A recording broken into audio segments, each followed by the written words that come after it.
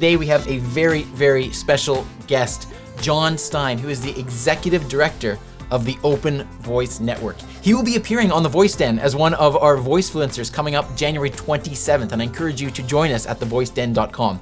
But for now, we're going to get to know a little bit more about Jon and all the incredible work that he is doing.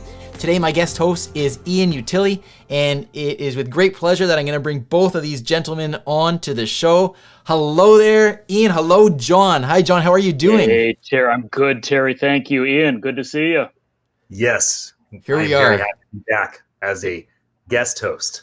Here we are, the first episode of 2021. Hope you both had a great New Year's, and here's to hoping that 2021 is a little bit better in a number of ways than we all experienced 2020, huh? Here we are. Jon, let's learn a little bit about you. For those that don't know you, maybe I can ask you, first of all, to just introduce yourself a little bit and maybe give us a little bit about your background as well. Oh, gosh, Teri. Glad to. Portland, Oregon. Sitting here watching the rain come down. It's January, so of course that's happening. A background in retail, 15 years in the apparel business, 7th Avenue department stores, and then 20 years in technology. Intel Corporation, Cisco Systems, back at Intel. And I'm sitting in a coffee shop in Boston in 2016 talking to some friends at MIT, and we're kicking around what technology is really going to shape the relationship between consumers and individuals and patients and clients and the enterprises and the brands that interact with them. You know, and you can talk about all the technologies du jour of 2016, right? I mean, IoT, AR, VR, blockchain, blockchain. And I said, well, this voice thing, this is going to be really interesting. Well, that led one thing to another, and here we are several years later, 4 years later, 4.5 years later, the Open Voice Network. Amazing. So you are doing such incredible work, and for those that thank you. A lot of people in the voice industry are obviously very familiar with the work that you're doing. But can we kind of take a step backwards here, and just for the moment, for those that are keen voice enthusiasts, but maybe don't realize that there's this whole Open Voice Network and the incredible team that you've assembled. What is the Open Voice Network? What is the mission, and how did this begin? Well, let me answer it on several levels, Teri, and thanks for that great question. At a very tactical level, we are a nonprofit. We're a directed fund of the Linux Foundation. We use their shared services. And we're a neutral body that's dedicated to developing standards and usage guidelines. So that's at the tactical level, the kind of thing that's going to be in a corporation charter statement. At the larger, and I think most important level, it's a group of volunteers. Hey, and you're all welcome. Hey, come on in, because there's a lot of room in the pond here. This is a group taking a look at and asking the big question: what kind of voice industry do we want here in 3 to 5 years? There's an awful lot of change going on. There's an awful lot of technology development. There's an awful lot of this, there's an awful lot of that. There's governments and regulation and new usage and all that. But really, truly, what world of voice do we want in 3 to 5 years? And it's the individuals in the voice world, those of you listening here. It's your future customers and clients, individuals who may not even be thinking about voice today, but down the road, they're going to need to interact with their customers, their clients, their patients. And those people will want to use voice. It's the platforms. It's the innovators. It's the developers, the designers, strategists. What world do we want of voice? And Teri and Ian, I think it's, you can, talk about standards, and I could talk about standards for days probably, or usage guidelines, but ultimately I think it comes down to this very important vision for the Open Voice Network. Can we make voice worthy of user trust? Users, those who consume voice, those who use voice, those who see voice as a tool for their business, those who are developing on voice, those who are driving voice in platforms. Can we make voice worthy of user trust? It's a loaded question with a lot of answers, goes well beyond privacy. But that's what we're aiming toward. That's the vision. Yeah, and I've heard you speak about trust a lot, and that's such an important concept in this area. Well, there's so many questions here to ask. I'd love to bring Ian in here and see kind of what you're thinking, Ian. What kind of questions come to mind for you at this point? Well, I've had the pleasure of being able to be in a room with you for several hours. I think we spent half a day together with a small group in Chattanooga, January. Gosh, it's been a year. Yeah. Wow. Yeah. And there's definitely something felt by you, Jon.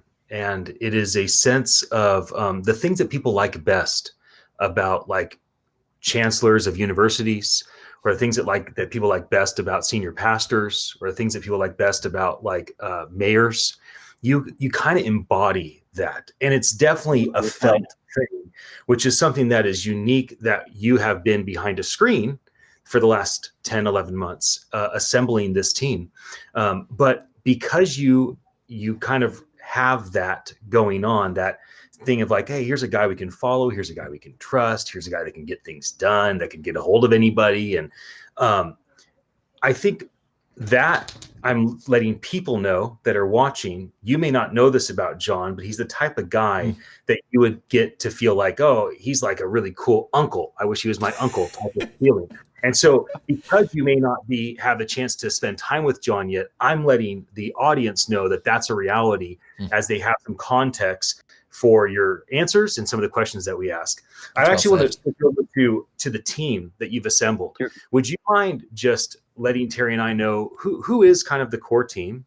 And maybe could you just say like a sentence about each of them, to why you think they bring value to the team? I know you have if you have too big of a team, maybe just select some of the folks that are most involved. But I think people would find value in hearing you declare, hey, here's the people on the team, and here's something that I really appreciate about them, because not everybody understands like who you've assembled and what you've assembled. And then maybe we can get to, what we're looking forward to in 2021.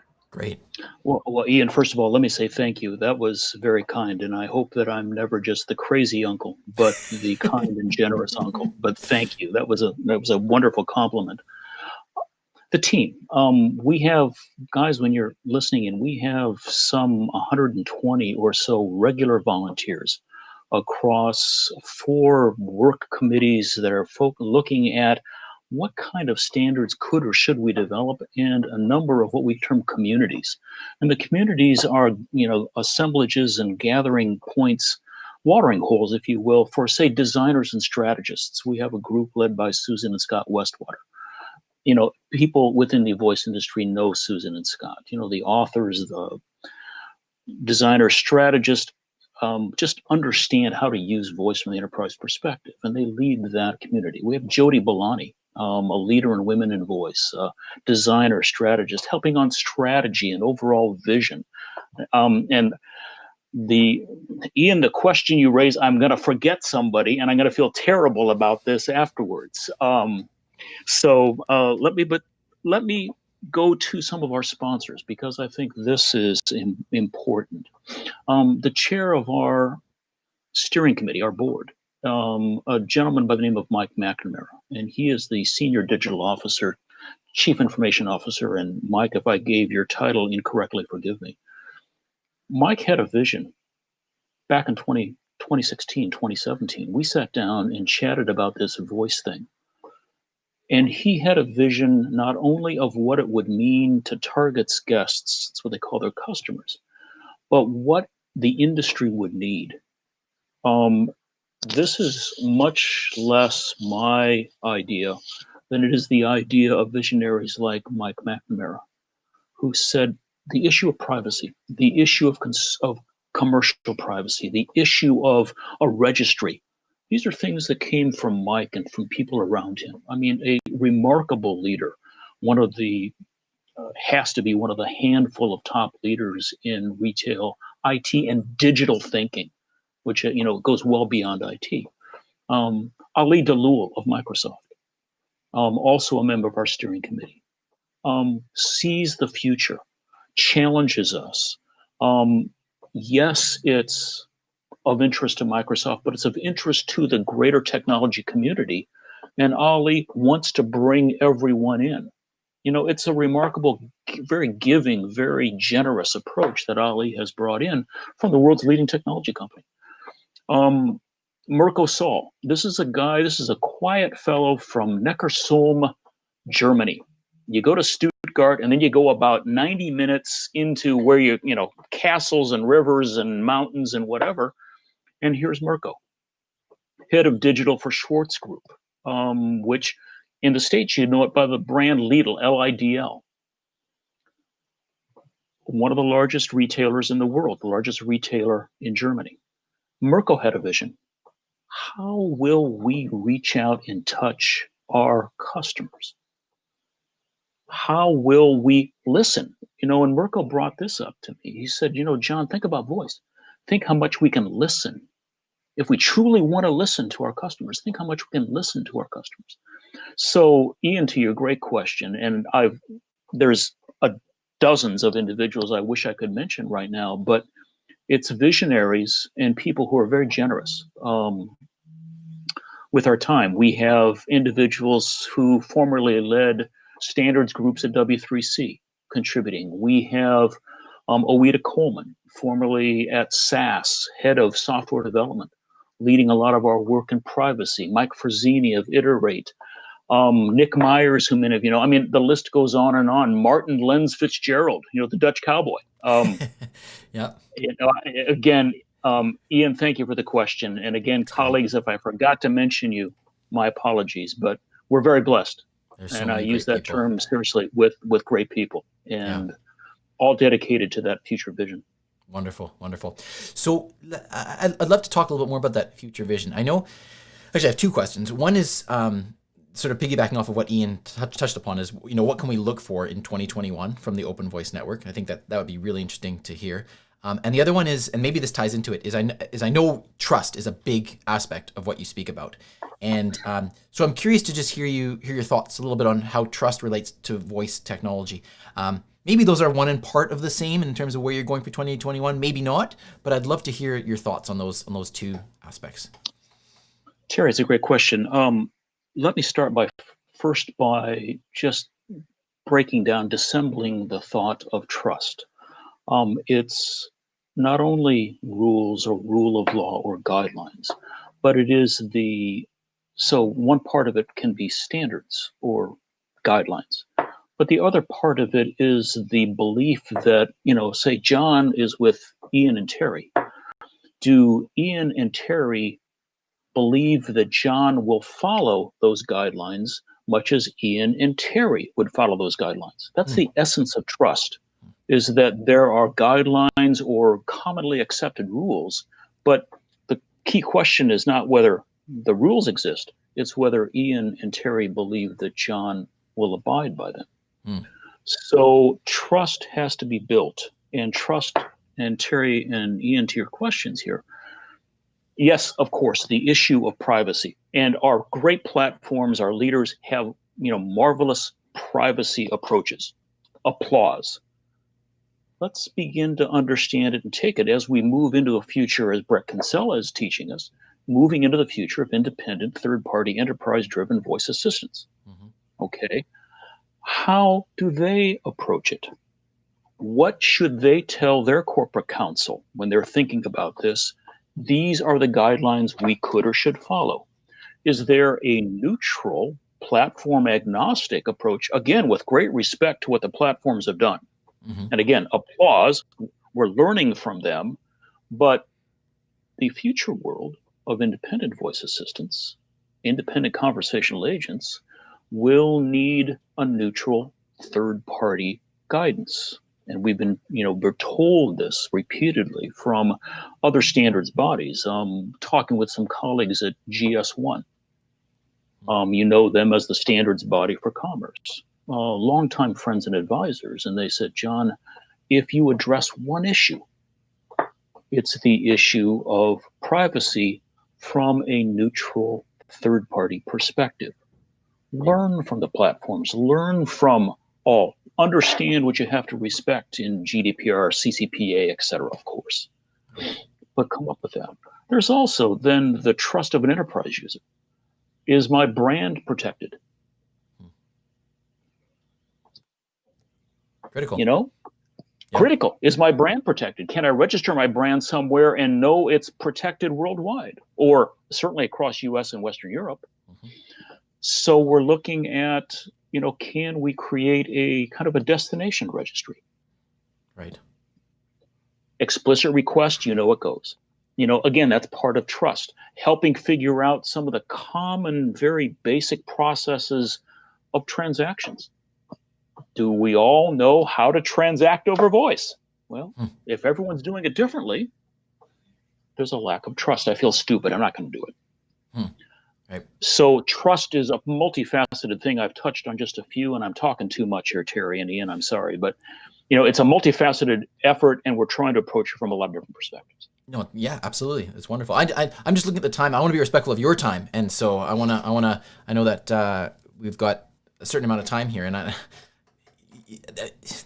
really it doesn't do it justice. That what I'm trying to say is, there's so much that we could be speaking about here, and the bottom line is, I'm gonna have to have you back on for shows and interviews and my podcast and that sort of stuff, because we're just scraping the surface here. I know. Ian, with that in mind, that we are running a little bit short on time, any sort of final comments or quick questions for Jon? Well, I guess the final question I would ask is, if you could have any individual or organization involved that is not involved today, who might that be? And the reason I'm asking that question is, there's probably not a lot of people watching us live, but there's the ability for people to watch the archive. And so there's an unlimited audience that we could have for this brief conversation. You may not have access to get Mark Cuban or Gary Vaynerchuk involved. You may not have access to get the White House or the Stanford University involved. However, if that was for you a game changer, like if this individual or this organization got involved with us, then we could accelerate by 3 months or 3 years our end goal of developing standards and things of that nature. Is there anybody or any organization right now that you think like, gosh, I really wish I could get an intro to them? Because that may be worthwhile you declaring, so that people that may know that leader in that organization or that person, individual, can say, oh gosh, Jon wants to get a hold of her. Great. I'll reach out to her right now for Jon. Good question. Great question, Ian, and thank you. I'd answer two ways. One is that there are a handful of the platforms, and you know who you are, that we haven't had a chance to have a conversation. There are some of the platforms we're having some wonderful conversations, enthusiastic, challenging, questioning, but great conversations. But there are some platforms we just have not found a way to have a discussion. And we need that, because we need to learn. The second, Ian, is I'm looking for the best brains in voice. We're trying to address questions of platform interoperability. We're discussing, breaking down the essence of voice beyond the component, beyond, down to the nuts eyelash here. And we need the best brains. We have a number of brilliant people. We need more. We need enterprises who see this is the future, and we need to have it open and inclusive and enabling choice and trustworthy, because that's where we need to be to help us step up to basically accelerate the research. And then good people, many of whom I mentioned, and great people like you who say, hey, where can we lend a hand? Let's talk about this whole issue of making voice worthy of user trust. So Teri, Ian, thank you. I'm probably at the end of my time, but really appreciate this. Thank you. Wonderful, Jon. Jon, I'd love for you to just take a moment though and tell the audience where can they learn more or get involved. What are some places, links, resources that you would suggest to these folks that want to help out? Go to the website. It's not where it needs to be, but it's okay. Go to the website, www.openvoicenetwork.org. Look us up, press the button and say, hey, I want to be involved. On that website, we'll list out the committees and the communities that we've got going. Or just reach out to me directly. LinkedIn, email, phone call. And all the details on LinkedIn. we're looking for the best people. We're looking for the best brains. We're looking for committed people. And if that fits your profile, I want to hear from you. Wonderful. Well, thank you so much, Jon, for... Thank you, Ian. Great to see you, Ian. Thank you, Jon. We'll be in touch, my friend. Thank you. Yes, Thank you. let's have a productive 2021 together. Best Take of 2021 to everybody. Thank you, Jon. I look forward to seeing you Thank on the you. Voice Den in just a couple of weeks. And invite everybody pleasure. to check out the Open Voice Network for sure, because that's some worthwhile work going on there right now. So, Thanks so much. Take all care. right, take care.